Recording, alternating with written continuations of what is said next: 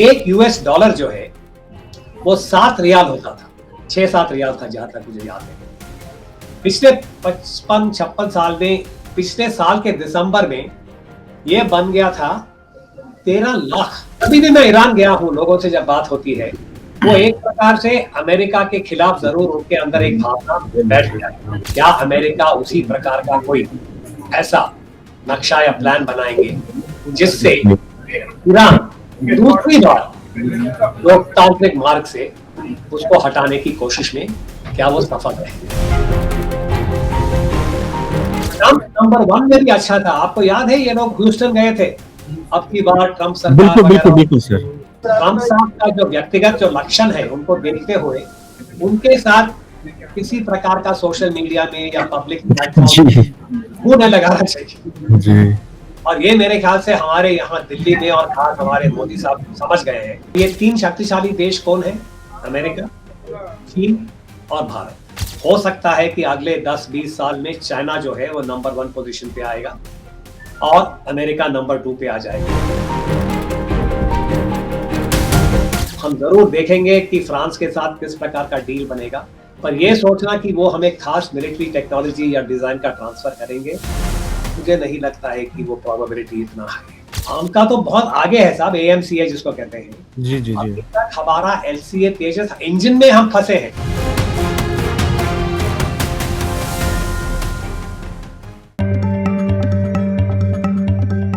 नमस्कार, मैं अवजात शेखर आजाद और आप देख रहे हैं नवभारत टाइम्स। आज दुनिया एक ऐसे जियोपॉलिटिकल हालातों से गुजर रही है जहां पे कब कौन सा देश किसके साथ है, किसके खिलाफ है, कुछ का पता नहीं चल पा रहा। खास करके जब से डोनाल्ड ट्रंप पिछले साल अमेरिका के राष्ट्रपति बने हैं, जियोपॉलिटिकल घटनाओं में तेजी से बदलाव देखने को मिले हैं।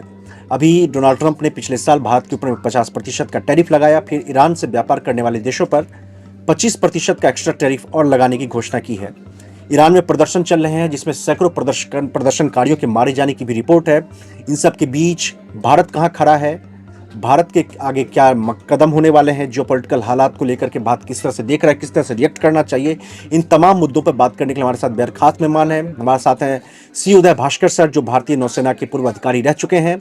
सर अलग अलग मुद्दों पर लिखते रहते हैं, बात करते रहते हैं अलग अलग मीडिया प्लेटफॉर्म पर, और जियो पॉलिटिक्स और जियो स्ट्रेटजी के बारे में सर कोई महारत हासिल है। सर आपका बहुत बहुत स्वागत है हमसे बात करने के लिए, हमें समय देने के लिए। सर सबसे पहले मेरा सवाल ये होगा कि ईरान के हालात पर को आप किस तरह से देख रहे हैं? डोनाल्ड ट्रंप ने कहा है कि रास्ता मतलब बीच रास्ते में मदद है। आप इसको मान सकते हैं कि अमेरिका जो इंटरफेयर कर रहा है ईरान के हालात पे, ईरान में क्या आपको लगता है सर अमेरिका सत्ता परिवर्तन करवाने में कामयाब हो जाएगा? सब सबसे पहले जैसे आपने कहा, इस वक्त विश्व में जो जियोपॉलिटिकल सिनारियो जो है वो काफी उथल से चल रहा है। खास अमेरिकी राष्ट्रपति डोनाल्ड ट्रंप जबकि अपने दूसरे टर्म में आए हैं पिछले साल 2025 के जनवरी में, अर्थात एक साल में, उनकी वजह से मैं कहूंगा खास विश्व का जो जियोपॉलिटिकल जो दायरा है उसमें बहुत तरीके से जटिलता भी है और उथल भी है। और उसी दायरे से अगर आप जूम इन करें एक प्रकार से ईरान के ऊपर, इसमें कोई शक नहीं है कि अभी ईरान के अंदर जो स्थिति है वो बहुत ही नाजुक है जी। ये तीसरा हफ्ता है ईरान के जो प्रोटेस्ट की बात हो रही है और मीडिया रिपोर्ट्स के मुताबिक कहा जा रहा है कि जो वहां की जो संख्या है मौत की 2000 से ज्यादा है जी। एक प्रकार का कंजर्वेटिव एस्टिमेट है।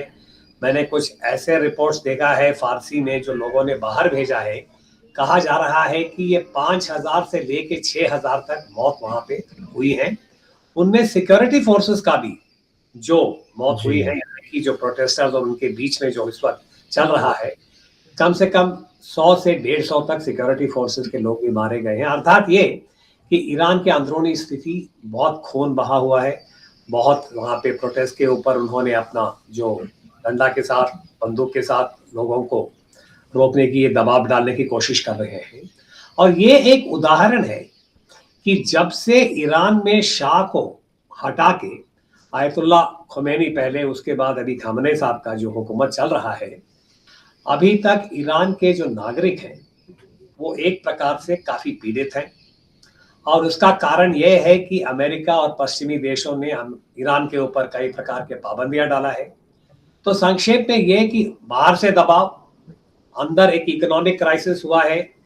और मुझे अच्छी तरह याद है, मैं पहली बार ईरान गया था सन 70 में, यानी कि जी करीब 56 साल पहले। उस वक्त जो ईरान था, शाह ऑफ ईरान के हुकूमत में, और बीच में हम कई बार जा चुके हैं, जी उस देश में बहुत बड़ा परिवर्तन आया है। और वो जो परिवर्तन है उसके एक आध बिंदु है, उसमें जो अयतुल्ला साहब की जो हुकूमत है, उनके जो नीति है, उनको जिस प्रकार का पालन करने की उन्होंने कोशिश किया है, सबसे जो दबाव में आया है वो है ईरान के औरत, यानी कि विमेन और गर्ल चाइल्ड के ऊपर हुकूमत में आयतुल्ला साहब का जो शरीयत के मुताबिक, और खास उनका शिया का जो मुद्दों के जी ऊपर, बिंदुओं के ऊपर जो उन्होंने बनाया है अपना कानून, उससे ईरान के लड़कियों के ऊपर, औरतों के ऊपर बहुत दबाव डाला गया है। और आपको याद होगा कि 2 साल पहले वहां पे एक जी महिला का हत्या भी हुआ। महसामी यस वो पुलिस के कस्टडी में गए थे हिजाब के मामले को लेकर। जी उस वक्त बहुत भारी संख्या में प्रोटेस्ट हुआ था, और कहा जाता है कि करीब 600 से लेकर 700 लोग मारे गए थे, हजारों में उन्होंने अरेस्ट कर दिया था। तो यानी कि जो अंदरूनी जो स्थिति है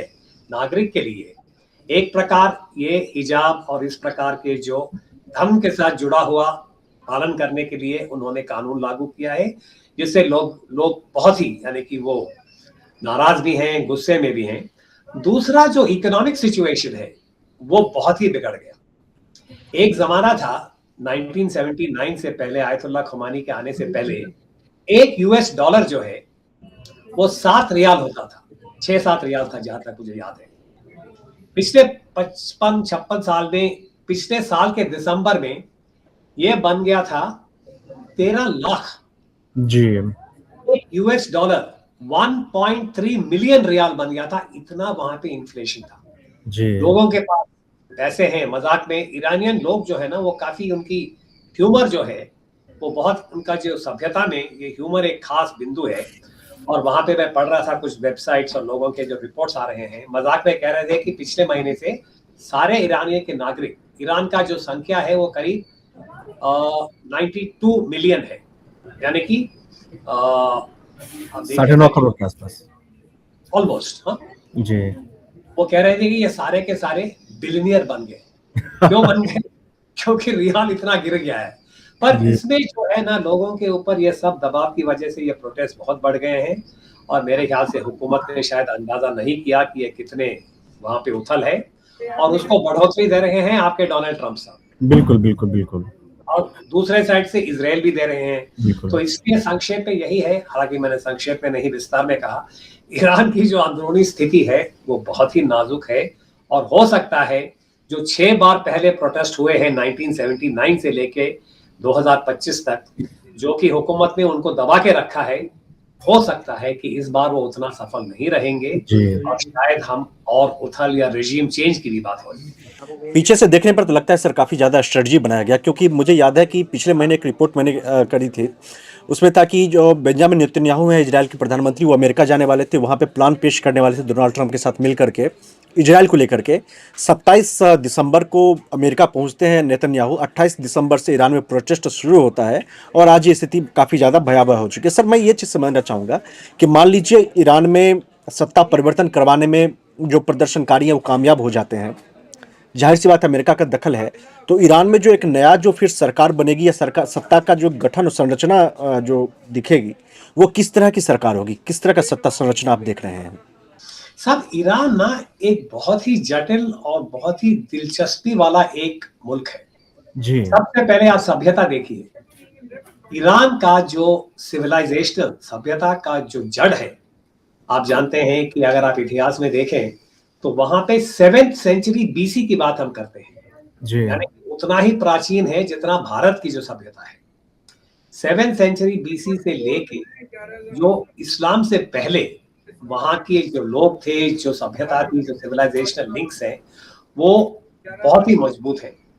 और ईरानियन पीपल जिसको कहते हैं, वो मॉडर्न पीरियड में पर्शियन सिविलाइजेशन के नाम से जाना जाता है। जी ये एक खास सिविलाइजेशन है। और उसके बाद इस्लाम के आने के बाद वहां पे जो शिया वाला जो गुट है उसका पकड़ है, और इस्लाम के दायरे में ईरान जो है शिया लोगों के लिए एक बहुत ही खास मुल्क भी है, और वहाँ के जो लोग हैं वो शिया फेथ को या शिया का जो मुसलमानों का जो बिलीफ होता है उसमें इनका एक बहुत खास भूमिका है ईरान का, और खास कौम का। कौम ही वहाँ से आयतुल्लाह वगैरह आते हैं। तो अर्थात ये कि जो हम किसी भी देश या मुल्क की बात करते हैं, जैसे भारत का उदाहरण, चीन का है, ईरान का है, दे आर सिविलाइजेशनल स्टेट्स। ये पश्चिमी देशों के जैसे नहीं है, जैसे अमेरिका जो है मुश्किल से 250 साल पुराना होता है, उसी प्रकार से ब्रिटेन, फ्रांस वगैरह वगैरह। तो ऐसे देश में वर्ल्ड वॉर 2 के बाद जब हम मॉडर्न पीरियड की बात करते हैं, वहां पे शाह ऑफ ईरान का हुकूमत था। वो भी अंदरूनी तरीके से एक मिलिट्री अफसर था, जो पुराना शाह था। उन्होंने एक coup करके जो पहले जो राजा था उनको हटा के वो गद्दी पे आ गए। और दूसरा महायुद्ध होने के बाद अमेरिका जो है ईरान का एक प्रकार का पार्टनरशिप या में ले लिया, क्योंकि ईरान के पास तेल है जी। क्षेत्र में ईरान जो है वो तेल के जो ऑयल सप्लायर्स में काफी बड़ा उनका संख्या है, जैसे सऊदी अरेबिया का है जी। तो ईरान की जो स्ट्रेटेजिक या सामरिक जो रेलेवेंस है, एक है उसकी ज्योग्राफी, दूसरा है उसका तेल हाइड्रोकार्बन का जो रिजर्व है, और तीसरा जो उस वक्त शीत युद्ध में जो जियोपॉलिटिक्स चल रहा था, अमेरिका के लिए ये बहुत जरूरी था जैसे एक देश देश माना जाता है कि वो अमेरिका के पक्ष में हो, क्योंकि उस वक्त आपको याद होगा ये कॉन्टेनमेंट और कम्युनिज्म, सोवियत परंतु ईरान के अंदर काफी एजुकेशन था, लिटरेसी था। ईरान के जो औरत थे वो पूरे एशिया में सबसे माना जाते थे। वहाँ के वो लेडीज डॉक्टर थे, लॉयर थे, तरह तरह के उनकी ट्रेनिंग फ्रांस और अमेरिका में होती थी। और एक मूवमेंट हुआ था अंदरूनी डेमोक्रेसी के लिए, क्योंकि शाह ने उनकी जो कहते हैं परमिशन भी दिया था कि इलेक्शंस होंगे। 1953 यानी कि सन 53 में इलेक्शन हुआ था और एक डेमोक्रेटिक लीडर आया था, और इस डेमोक्रेटिक लीडर के अंदर बहुत एक प्रकार का लोगों का आशा था कि जैसे भारत में नेहरू थे, इंडोनेशिया में सुकार्नो थे, इजिप्ट के नासर थे, और सब एक प्रकार का एक प्रधानमंत्री। जब वहां से शुरू होता है, अमेरिका ने एक CIA की को हटा दिया, और उन्होंने जो लोकतंत्र या डेमोक्रेसी की जो आशा थी, जो लोगों के अंदर जो भावना थी, शाह ऑफ ईरान को एक प्रकार का डिक्टेटर बन गया था। 1953 में जो डेमोक्रेसी के जो लहर थे, जो आशाएं थे, जिनको उन्होंने मिटा दिया था, उसके बाद करीब 20-25 साल शाह ऑफ ईरान का बहुत ही एक अथॉरिटेरियन रूल था, और जो एलिट लोग वो एक प्रकार से पूरा कब्जा कर लिया मुल्क का, और जो आम नागरिक थे वो पीछे रह गए। उसी की वजह से 1979 में आयतुल्लाह आए थे। कभी भी मैं ईरान गया हूँ, लोगों से जब बात होती है, वो एक प्रकार से अमेरिका के खिलाफ जरूर उनके अंदर एक भावना बैठ गया है, वो एंटी अमेरिका है, एंटी इजराइल, और साथ साथ वो लोकतांत्रिक जो भावनाएं हैं, जो सिद्धांत है, उनको अपनाना चाहते हैं। पर ये जो आयतुल्लाह और उनके जो थियोलॉजिकल रूल जो कहते हैं या उसके साथ जो जुड़ा हुआ है, उससे लोग दबे हुए। तो अभी जो मौका है, एक गुट है ईरान के अंदर जो अभी भी, जिसको मॉडरेट्स कहते हैं आज के जमाने में, डेमोक्रेसी की तरह जाना चाहते हैं, और वो नहीं चाहते हैं कि अमेरिका से शाह का तबका है वो वापस आए। और एक गुट है जो मोनार्की के पक्ष में है, वो चाहते हैं कि शायद अगर शाह वापस आएगा तो अमेरिका का समर्थन होगा और वापस हम उसी जोड़ी पर मुझे लगता है कि ऐसा मुल्क है, ऐसे वहाँ के लोग कि वो अपने देश में ही पैरों के ऊपर जो भी लोकतांत्रिक वो मॉडल बनाएंगे, वो शायद उस दिशा में जाना चाहते हैं। पर ये देखना है कि क्या इतिहास में जैसे पहले हुआ था सन 53 में, 1953 में, क्या अमेरिका उसी प्रकार का कोई ऐसा नक्शा या प्लान बनाएंगे जिससे ईरान दूसरी बार लोकतांत्रिक मार्ग से उसको हटाने की कोशिश में क्या वो सफल रहे? ये इस वक्त मैं कहूँगा सबसे मुख्य और जटिल सवाल है ईरान के सामने। जी, पहलवी हैं, वो बार-बार प्रदर्शनकारियों को कह रहे हैं कि आप जाइए, मैं पीछे से आ रहा हूँ। सर, इस बीच में मैं भारत को लेकर के ये जानना चाहूँगा कि भारत के ईरान के साथ काफ़ी अच्छे संबंध रहे हैं। पिछले साल पिछले टर्म में जो डोनाल्ड ट्रंप ने जब प्रतिबंध लगाया था ईरान के ऊपर में, फिर हमने पेट्रोल खरीदना बंद किया था। अभी फिर से जो ट्रंप टैरिफ की बात कर रहे हैं, उससे हमारा व्यापार और प्रभावित होगा। मान लीजिए ये अगर सत्ता परिवर्तन होता है और अगर पहलवी आते हैं ईरान में सरकार बनाने के लिए, भारत के उनके साथ कैसे संबंध होंगे, या फिर ईरान में जिस तरह की भी सरकार आएगी, भारत के उनके साथ किस तरह के संबंध होंगे सर? क्योंकि मौजूदा सरकार के साथ तो बातें काफ़ी अच्छे रिश्ते रहे हैं, कुछ एक मौके को छोड़ दिया जाए तो काफ़ी अच्छे संबंध ही हम कहेंगे। सब देखिए, भारत के लिए ये एक काफी जो चॉइस की बात होती है फॉरेन पॉलिसी में, बार बार यही कहा जाता है कि हर एक देश के लिए अपने अपने हित होते हैं और कुछ हित ऐसे बुनियादी होते हैं। तो चाहे जो भी हुकूमत या सरकार हो तेहरान में, भारत को अपने हितों के मुताबिक और उनके आधारित अपना फॉरेन पॉलिसी बनाना होगा, और हम जी। यही करते रहे आए हैं पंडित नेहरू से लेके नरेंद्र मोदी तक। जी, जी, जी। और इस वक्त अगर जैसे आपने कहा, ऐतिहासिक रूप से आजादी के बाद भारत के संबंध ईरान के साथ अच्छे भी रहे हैं, मजबूत रहे हैं। हुआ है एक आध बार कुछ ऐसे मुद्दों के ऊपर मतभेद हुआ था, जैसे जी। न्यूक्लियर वाला मामले पे। आपको जी। याद होगा कि जब न्यूक्लियर वाला मामला हो रहा था, ईरान ने भारत को उतना समर्थन नहीं दिया था। हालांकि उसके बावजूद मैं कहूंगा कि भूगोल की वजह से जिन पहलुओं की हमने बात किया था कि ईरान की एक खासियत है सामरिक दृष्टिकोण से, जी। एक है ज्योग्राफी। वो पर्शियन गल्फ, जहां से एनर्जी के पूरे विश्व के लिए एनर्जी सप्लाई लाइंस होते हैं, ये उनका एक खासियत है, स्ट्रेटेजिक ज्योग्राफी। दूसरा है उनके जो एनर्जी हाइड्रोकार्बन कार्बन के जो रिजर्व्स हैं, और ये दोनों भारत के लिए बहुत ही अमूल्य है। तो इसलिए अगर मान लीजिए कि ऐसा हुकूमत आता है, उदाहरण के लिए कि वो पहलवी को वापस भेजते हैं अमेरिका के समर्थन के साथ, तो भारत के संबंध मेरे ख्याल से सही होंगे। फिर अमेरिका को वो दबाव नहीं होगा। जी। अमेरिका का दबाव नहीं होगा तो हम वापस उन्हीं प्रोजेक्ट्स के ऊपर जा सकते हैं, जैसे आपको याद होगा चाबहार था, भारत की जो कनेक्टिविटी वाली है। भारत ने जो एक प्रकार से तेल थोड़ा कम कर दिया था क्योंकि अमेरिका ने जी, इतना जी, दबाव जी। डाला, और हमने डाइवर्सिफाई कर दिया है। तो मुझे लगता है कि अगर हुकूमत इस प्रकार से बदल जाता है तेहरान में, जी। तो भारत जरूर अपने संबंधों को और घनिष्ठ करेगा। और यदि वो नहीं होगा, और मान लीजिए कि ईरान के अंदर उथल इस प्रकार का पैदा होता है जैसे लिबिया में हुआ था, आपको याद होगा जब गद्दाफी साहब को हटाया गया था, जी। उसके बाद तब से लेके आज तक लिबिया के अंदर एक प्रकार का सिविल वॉर चल रहा है, तो बिल्कुल। अलग अलग प्रोविंसेस बन गए हैं। तो वहां का स्थिति सही नहीं है, वहां पे कोई स्थिरत्व नहीं है। हम नहीं चाहते हैं कि ईरान में उस प्रकार का स्थिति बने, और यदि बने तभी भी भारत को अपने हितों को सुरक्षित रखने के करना लिए चाहिए। तेहरान के साथ कुछ ना कुछ संबंध हमें रखना बहुत जरूरी होगा। पड़ेगा ही पड़ेगा। सर, इन सब बीच में अब मैं थोड़ी बात अमेरिका की करना चाहूँगा कि डोनाल्ड ट्रंप ने 50% का टैरिफ लगा रखा है भारत के ऊपर में। अभी इसी हफ्ते जो डोनाल्ड ट्रंप के जो ये हैं राजदूत हैं, वो भारत, सर्गियो गोर, वो भारत आ चुके हैं। उन्होंने एक अच्छे संबंध होने की फिर से एक संभावना जतानी शुरू किया है कि मोदी और डोनाल्ड ट्रंप के जो अच्छे संबंध हैं।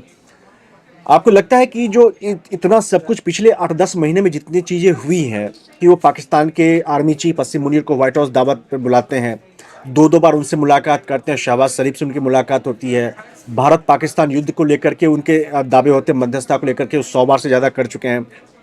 इतना सब कुछ होने के बाद आपको लगता है कि अगर टैरिफ का मामला सुलझ भी जाता है, तो भारत और अमेरिका के संबंध, खास करके विश्वास का जो रिश्ता बनाने की इतने दिनों से कोशिश चल रही थी, वो सुधरेंगे? भारत विश्वास कर पाएगा अगले 25-30 सालों तक? सबसे पहले भारत और अमेरिका के बीच में जो रिश्ते हैं, उनका भी एक बहुत ही दिलचस्प एक प्रकार का इतिहास है। क्योंकि आजादी के बाद 1947 के बाद आपको याद होगा कि पंडित नेहरू जब हमारे प्रधानमंत्री थे, वो नहीं चाहते थे कि भारत जो है वो अमेरिका का कोई जूनियर पार्टनर बन जाए, बिल्कुल। बाकी एशिया के देश जैसे जापान है वगैरह, कि हम एलाई बन जाए। तो उन्होंने अपना दूरी रखा है, और हमने नॉन अलाइनमेंट का पॉलिसी अपनाया था। जी। उनके बाद आई थी उनकी बेटी इंदिरा गांधी जी जब प्रधानमंत्री थी। आपको याद होगा जैसे बांग्लादेश का जो युद्ध हुआ था, उस वक्त अमेरिका जो है पूरा पाकिस्तान के पक्ष में था। निक्सन किसिंजर का आपको पूरा कांड आपको याद है।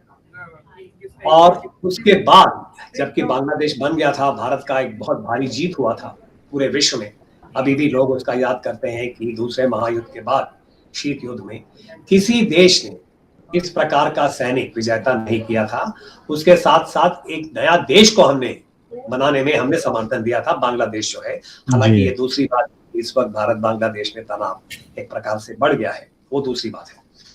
पर जहां तक अमेरिका भारत के जो संबंध है, इनमें एक प्रकार का विरोधाभास है, एक कॉन्ट्रडिक्शन है।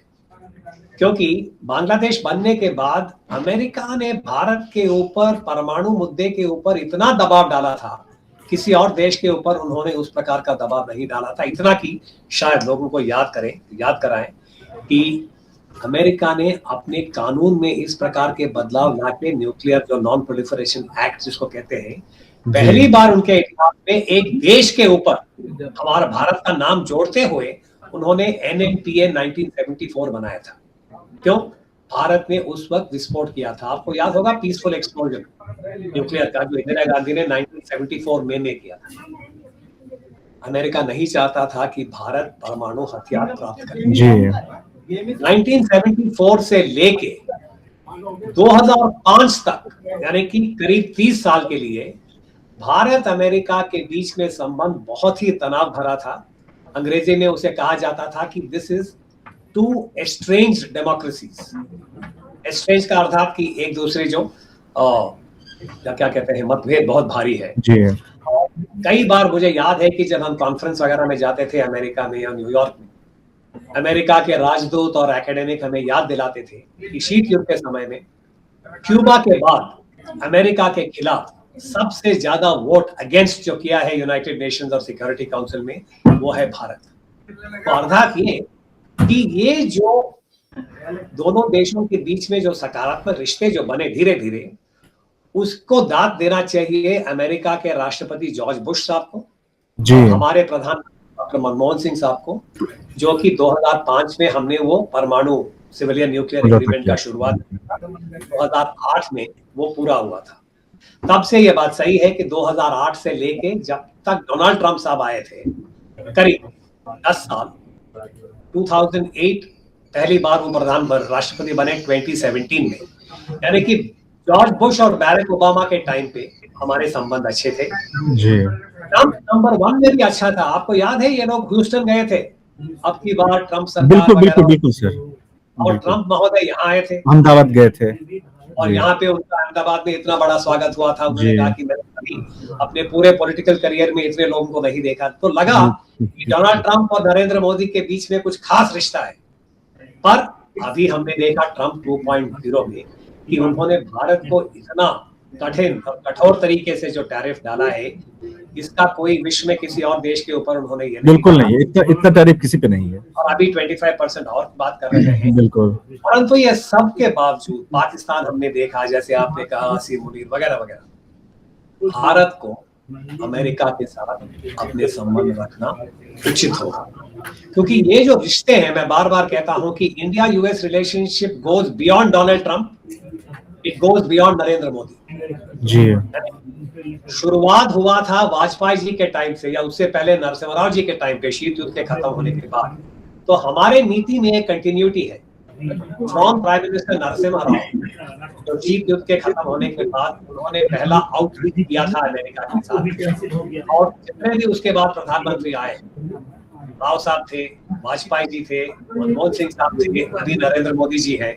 हमारे फॉरेन पॉलिसी अमेरिका के साथ एक कंटिन्यूटी है, काफी अप एंड डाउन हुआ है, पर हमें उनके साथ अपना जो रिश्ता है, चाहे वो आर्थिक, इकोनॉमिक, ट्रेड या डिफेंस के सेक्टर में, टेक्नोलॉजी के सेक्टर में, उसको बना के रखना चाहिए।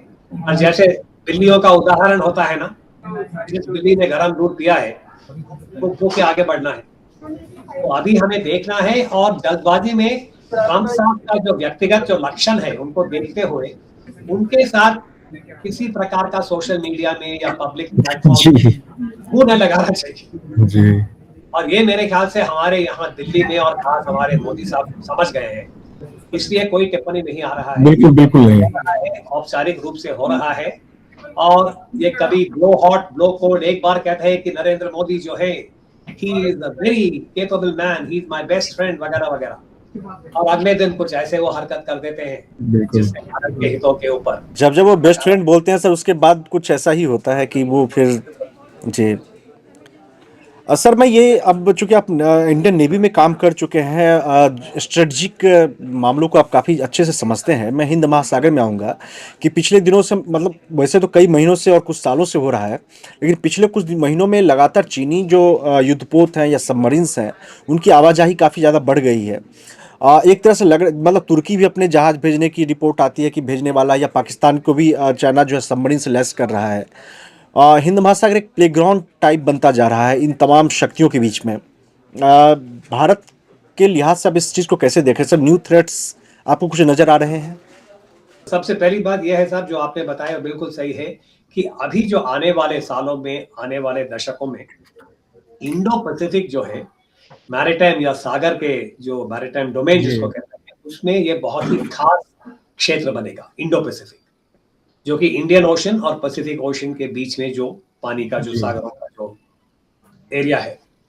और पूरा विश्व ये जानता है कि आने वाले 10-20 साल में जो भी मेजर पावर के बीच में जो कंपटीशन या कॉन्फ्लिक्ट होगा, कोऑपरेशन, कंपटीशन, कॉन्फ्लिक्ट, तीनों जो अलग अलग जो आपके पास चॉइस है मेन्यू में, वो इस क्षेत्र में होगा जी। और ये तीन शक्तिशाली देश कौन है? अमेरिका, चीन और भारत। जी। ये है जो आने वाले जियोपॉलिटिकल दायरा जो बनेगा, ये है क्रिटिकल ट्रायंगल। बार बार यही कहा जाता है। इस वक्त अमेरिका विश्व में सबसे शक्तिशाली है। हो सकता है कि अगले 10-20 साल में चाइना जो है वो नंबर 1 पोजीशन पे आएगा और अमेरिका नंबर 2 पे आ जाएगा। भारत को बहुत निगरानी के साथ ये सब देखना है, क्योंकि ये इंडियन ओशन जो है ये हमारे लिए बहुत ही खास एक सामरिक एरिया है। जैसे हमने पहले कहा है, ऑयल पर्शियन गल्फ से लेके मलाका स्ट्रेट्स तक ये बहुत ही खास एक मैरिटाइम एरिया है। और इसमें कोई शक नहीं है कि चीन ने अपना नक्शा बनाया है। और ये बड़ा इंटरेस्टिंग बात है, अभिजीत आप बात कर रहे थे, अभी मुझे याद आ रहा है कि जैसे हम बात कर रहे हैं, ब्रिक्स देशों का एक नौसेना एक्सरसाइज चल रहा है साउथ अफ्रीका में। बिल्कुल सर, भारत नहीं है। और ये एक्सरसाइज जो है वो चीन के नेतृत्व में हो रहा है जी। तो 3 बड़े नेवी वहां पे जो है वो चीन, रूस, साउथ अफ्रीका, ईरान। ये बड़ा इंटरेस्टिंग बात है। और उन्होंने 2-3 और नेवी को वहां शामिल किया है, पर इसमें भारत शामिल नहीं है। और ब्राजील जो है, उन्होंने अपने नेवी को नहीं भेजा है, उन्होंने केवल कहा कि हम ऑब्जर्वर रहेंगे जी। तो इसका निष्कर्ष क्या है कि अभी एक धीरे धीरे एक नया प्रकार का एक ग्रुप बन रहा है इंडियन ओशन में, जिसमें भारत नहीं है। चीन को बढ़ोतरी दे रहा है, रूस उनके साथ है, और पहले भारत ने जो क्वाड किया था अमेरिका, ऑस्ट्रेलिया, जापान के साथ, वो दूसरा ग्रुपिंग है। तो अगर डोनाल्ड ट्रंप साहब अपना जो पॉलिसी में थोड़ा एक प्रकार का स्थिरत्व या स्टेबिलिटी लाएंगे और क्वाड जो है वापस समिट लेवल पे मीटिंग या उनके जो भी कार्रवाई है वो आगे अगर उसको बढ़ने देंगे, मुझे लगता है कि आने वाले सालों में, दशकों में, एक तरफ क्वाड जिसमें भारत शामिल है, दूसरे तरफ ये नया नक्शा जो बन रहा है जिसमें रूस, चीन तो है, ईरान भी है, यदि पाकिस्तान और तुर्की उसमें शामिल होते हैं तो एक इंडो पैसिफिक में एक बहुत ही नया प्रकार का जियोपॉलिटिकल ग्रुपिंग बन सकता है। और हमें देखना है कि उसका जब वो बनेगा, इंडो पैसिफिक के जो मैनेजमेंट, जो स्टेबिलिटी, जो सिक्योरिटी जिसको कहा जाता है, कि उसके ऊपर क्या प्रभाव होगा।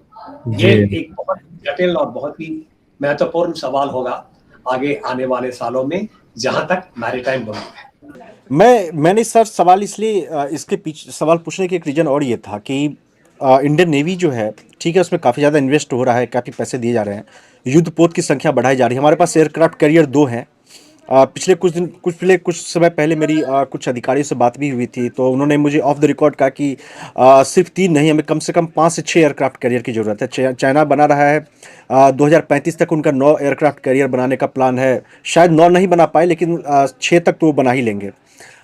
अ, इन स्थितियों में जबकि चाइना जो है वो पाकिस्तान को एआईपी सबमरीन सौंपना शुरू कर चुका है अगले साल, यानी 2027 तक या इसी साल के आखिरी तक चीन की नेवी में एआईपी टेक्नोलॉजी वाली जो सबमरीन पनडुब्बियां हैं वो शामिल हो जाएंगी, ऑपरेशनल हो जाएंगी। तो फिर इंडियन नेवी के लिए भी चुनौती को आप बढ़ता हुआ देख रहे हैं? बिल्कुल साहब। संक्षेप में एक शब्द मैं कहूंगा कि इंडियन नेवी के लिए अभी जो चुनौतियां हैं वो बढ़ रहे हैं हमारे सामने, और ये बहुत ही यानी कि अर्जेंट है। और इसके ऊपर मेरे ख्याल से, ये मेरा व्यक्तिगत राय ये है कि हुकूमत को, मोदी सरकार को इसके ऊपर बहुत यानी कि अर्जेंट तरीके से हमको कुछ नेवी को बढ़ोतरी देना बहुत ज़रूरी है।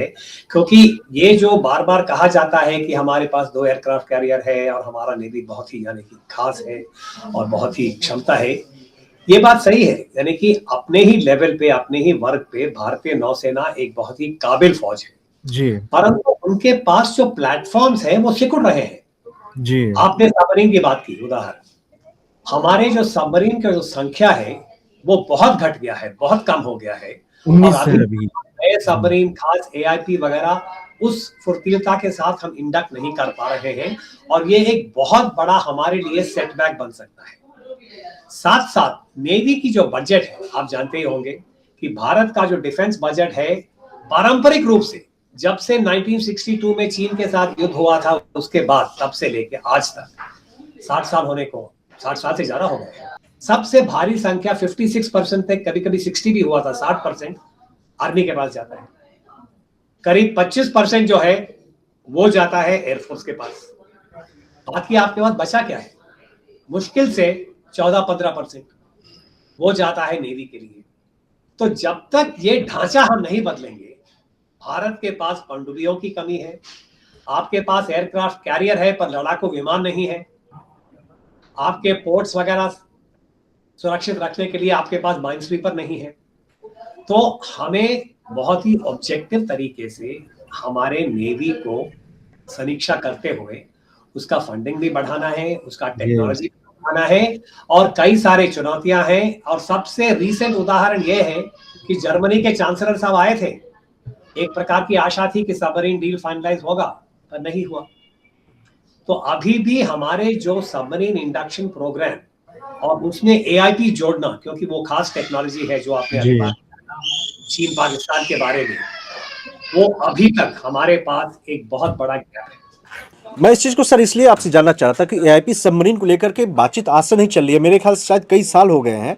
पहले हम कोशिश कर रहे थे कि फ्रांस से हमें टेक्नोलॉजी मिल जाए और फ्रांस के साथ हम समझौता कर लें, लेकिन फ्रांस की कंपनी ने कहा कि जो भारत सरकार जो बजट जारी कर रही है, मतलब जो प्रपोजल दे रही है, जो फंड है इस प्रोजेक्ट के लिए, वो ऐसा नहीं है कि हम टेक्नोलॉजी ट्रांसफर के साथ हम सबमरीन को, एआईपी सबमरीन को बना के दें।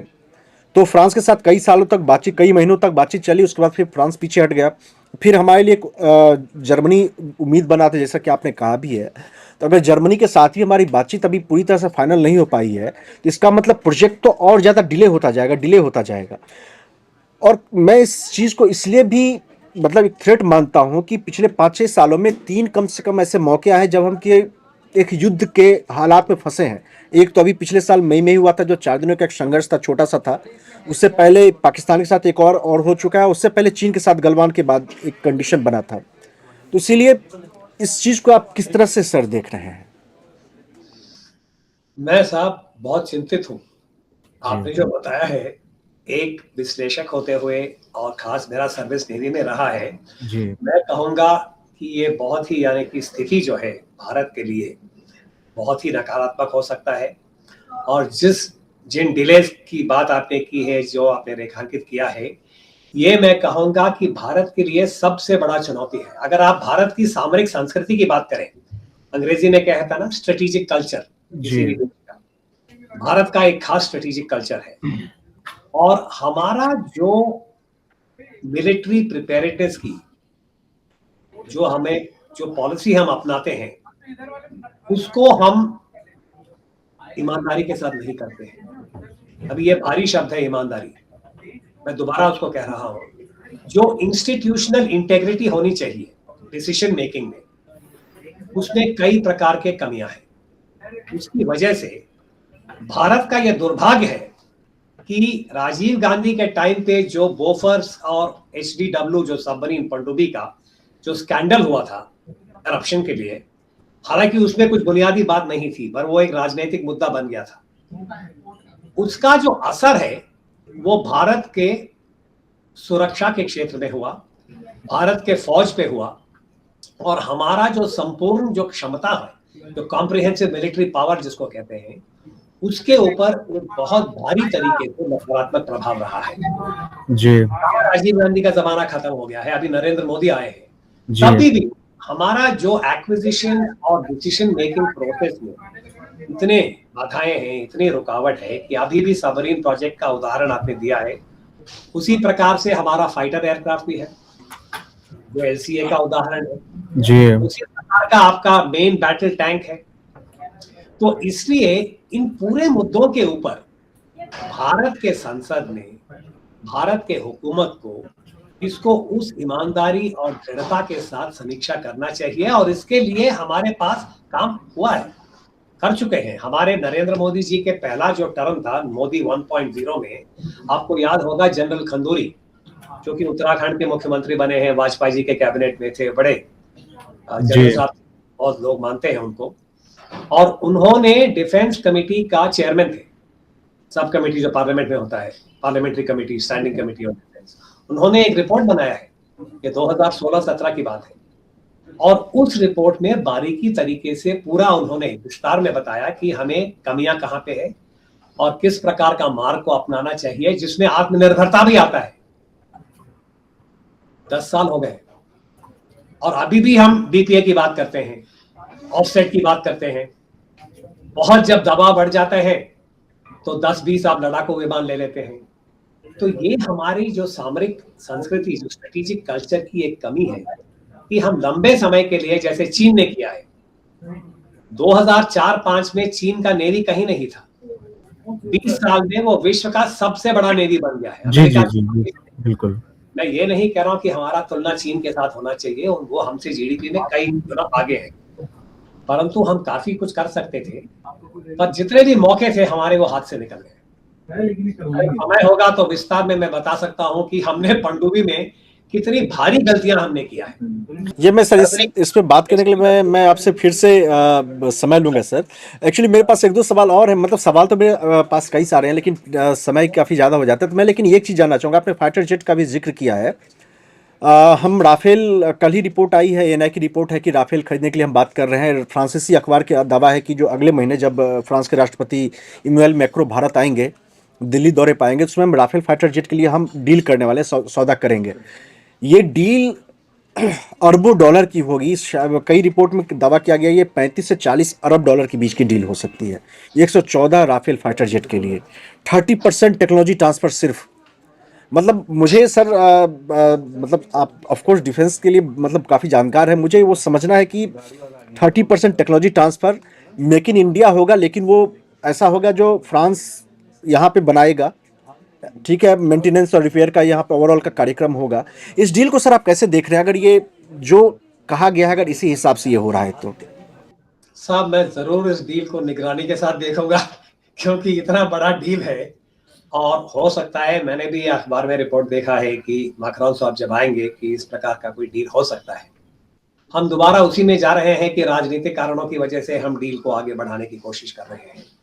पर एक बात मैं स्पष्ट कहना चाहता हूं अभिजीत, और ये है कि किसी भी देश आपको टेक्नोलॉजी नहीं देगा। ये टेक्नोलॉजी ट्रांसफर जो है ये एक बहुत बड़ा वहम है, ये गलत फहमी है, क्योंकि क्रिटिकल टेक्नोलॉजी कोई भी देश, वो क्राउन ज्वेल्स कहा जाता है जी, वो आपको टेक्नोलॉजी ट्रांसफर पैसों के लिए नहीं देगी। सबसे अच्छा या बेहतरीन उदाहरण यह है कि मॉस्को के साथ हमारे संबंध शीत युद्ध के समय से शुरू हुआ था। 1960s की हम बात कर रहे हैं। जैसे मैंने कहा कि चीन के युद्ध के बाद भारत में मॉस्को उस जमाने में भूतपूर्व सोवियत यूनियन था, जी हमने करीब 50 साल 60 साल उनसे हमने खरीदा है। आपको पूरा मिग एयरक्राफ्ट है, सुखॉय है, जितने भी हमने मॉस्को रूस से लिया था, उसी प्रकार से हमने अपने टैंक लिया था आर्मी के लिए। इस कई प्रकार के हमने इन्वेंट्री लिया था, पर कभी टेक्नोलॉजी ट्रांसफर नहीं हुआ था। हम असेंबली यहाँ करते थे, जी पर एक भी डिजाइन हमारे पास नहीं आया। मुझे याद है नेवी में हमने कुछ कोशिश किया था, नहीं हुआ। परंतु सामरिक कारणों की वजह से रूस और भारत के बीच में पनडुब्बी न्यूक्लियर सबमरीन के क्षेत्र में हमारा कोऑपरेशन जरूर हुआ था, जी और वो भी कोऑपरेशन था, ऐसा कोई खास डिजाइन पूरा उन्होंने ट्रांसफर नहीं किया। आपको क्रिटिकल टेक्नोलॉजी का मिलिट्री डिजाइन जो है अपने पैरों के ऊपर, अपने कंधों के ऊपर करना जरूरी है, और कोई रास्ता नहीं है। और ये मैं कहूंगा कि फ्रांस से कि हमको खास टेक्नोलॉजी ट्रांसफर किया, मेरी व्यक्तिगत राय यह है कि वो गलत होगा। कुछ बेसिक कुछ आपको मिल सकता है, हो सकता है जैसे मैंने कहा पहले हम असेंबली करते थे, शायद एक वर्ग हम आगे बढ़ सकते हैं। पर आपको एआईपी हो या कोई भी प्रकार का खास टेक्नोलॉजी, जो आजकल का जो बार बार कहा जाता है ना, साइबर, जी एआई, जी स्पेक्ट्रम, जो नए नए तरीके के आपको स्पेस वगैरह जिसको आपको अपने फौज में, अपने क्षमता में शामिल करना है, वो अपने ही आर&डी पे होगा, हमारे ही लेबोरेटरी में होगा, हमारे ही आईआईटी या इंजीनियरिंग कॉलेज या स्टार्टअप में होगा। तो हम जरूर देखेंगे कि फ्रांस के साथ किस प्रकार का डील बनेगा, पर यह सोचना कि वो हमें खास मिलिट्री टेक्नोलॉजी या डिजाइन का ट्रांसफर करेंगे, मुझे नहीं लगता है कि वो प्रोबेबिलिटी इतना है। बात ये होती है सर कि अगर अरबों डॉलर की, जैसा कि प्रपोज्ड है 3.25 लाख करोड़ ऐसा समथिंग कुछ है, 30-35 अरब डॉलर जो भी हो, ये मतलब एक ह्यूज अमाउंट। अगर हम इतना अमाउंट पे अगर हम कोई डील कर लेते हैं 114 राफेल के लिए, तो फिर हमारे पास इतना पैसा बचेगा नहीं कि रिसर्च एंड डेवलपमेंट में हम फिर से इन्वेस्ट कर पाए, क्योंकि ऑलरेडी हमारे पास आमका प्रोजेक्ट चल रहा है जो 2035 का हमने एक टाइमलाइन रखा हुआ है। तेजस MK2 उसका 2032 का टाइमलाइन रखा हुआ है। तो मुझे लगता है शायद तेजस MK2 को कुर्बानी देनी होगी उस प्रोजेक्ट को, मतलब ऐसा मुझे ऐसा फील हो रहा है। तो इतना भारी भरकम प्रोजेक्ट के बाद भी अगर हमें सिर्फ 30% टेक्नोलॉजी मिल रहा है, तो ये डिफेंस डील क्या एक फायदेमंद होगा, आपको लगता है सर? साहब शॉर्ट टर्म के लिए शायद हो सकता है, क्योंकि जी जैसे अगर हमारे एयर चीफ साहब ने कहा, एपी सिंह साहब ने कहा है कि अभी बहुत भारी कमी है, जी जी बिल्कुल कमी है। हमें जरूरत है, तो ये जो सर्विस में है, जो अध्यक्ष है, वो सबसे बेहतर वही जानते होंगे। तो बिल्कुल इस वक्त जो टैक्टिकल रिक्वायरमेंट है, जरूर शायद उसमें फायदा होगा। जी पर अगर आप लंबे समय की बात कर रहे हैं, सामरिक दृष्टिकोण से अगर आप देख रहे हैं कि क्या भारत का आत्मनिर्भरता, सेल्फ रिलायंस, क्या उसको कोई बढ़ोतरी मिलेगा? आपने आमका की बात की है, आमका तो बहुत आगे है साहब, AMCA जिसको कहते हैं। जी जी जी अभी तक हमारा LCA तेजस इंजन में हम फंसे हैं। बिल्कुल बिल्कुल कावेरी बिल्कुल इंजन का बिल्कुल। कहानी तो आप जानते ही होंगे, समय कम है, वरना वो एक और कांड है। जी कावेरी कहाँ फंस गया? बिल्कुल बिल्कुल बिल्कुल कावेरी बिल्कुल। तक आप इंजन नहीं बना पाएंगे, आप कौन सा फाइटर एयरक्राफ्ट की, मॉडर्न एयरक्राफ्ट 5th जनरेशन की बात कर रहे हैं? पर एक सक्सेस स्टोरी है जो कि चीन और पाकिस्तान ने किया है। आपको याद होगा, चीन और पाकिस्तान ने चीन के अपने ही डिजाइन के ऊपर उन्होंने उसको बेहतर करते हुए अभी उन्होंने पाकिस्तान को दिया। पाकिस्तान अपने लड़ाकू विमान को अभी एक्सपोर्ट कर रहा है जी, कई देशों में। JF-17 कुछ देशों ने दिलचस्पी दिखाई है। तो ये भी हमको देखना है, और वापस मैं उसी बिंदु पे आ रहा हूं, ईमानदारी, दृढ़ता, आपके डिसीजन मेकिंग में ये जो लक्षण है, इनके ऊपर हमें समीक्षा करके हमको वापस जाना है। अभी तक साहब हम अपना खुद बंदूक नहीं बनाते हैं। इतना जी बड़ा देश, विश्व गुरु, GDP, तरह तरह की हम बातें करते हैं, और हमने अपना डिजाइन नहीं किया। कोशिश हमने किया जरूर, पर सफलता नहीं मिला हमें। तो अभी भी हम रूस के साथ बात कर रहे हैं कि वहां उनका डिजाइन मिलेगा। आपको मारुति का कहानी याद होगा, जी जी जी पर अगर समय होगा तो उसके बाद हम बात करेंगे कि कहां आपका डिजाइन है। बिल्कुल आप केवल उसको बेहतर करते रहे, मारुति को जी मॉडिफाई करेंगे, आप उसको मॉडिफाई करके कुछ और बना देंगे, उसको और नाम दे देंगे, पर आपका बेसिक डिजाइन कहाँ है? जी मैं सर सबमरीन पे बात करने के लिए आपसे फिर से वक्त लूंगा सर, और सबमरीन पे विस्तार से बात करेंगे, क्योंकि सबमरीन में AIP और तमाम चीज़ें जो जो भी रुकावटें हैं, कई सालों से ये रुकावटें चली आ रही है।